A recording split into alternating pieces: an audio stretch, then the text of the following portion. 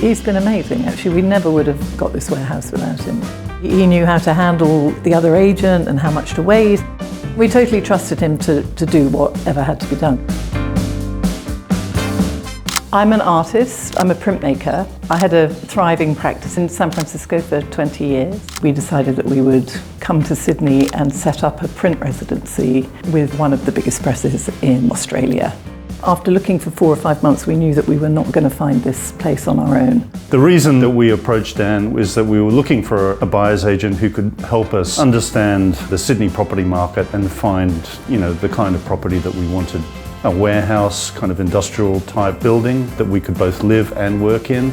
And we want to be in the inner west because we want people to be able to drop in, come and have a cup of tea and talk about prints and make prints with us. And so the fact that Dan has managed to find us this place exactly where we want it is incredible, actually, considering the market at the moment.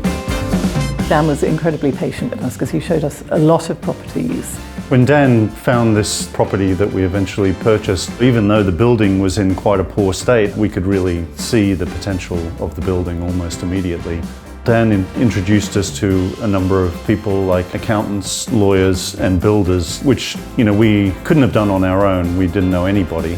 The warehouse wasn't on the market, so this was all negotiations remotely.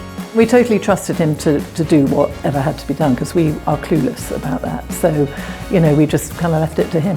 And he brought it in, didn't he? Without Dan, we would have had to do all this ourselves.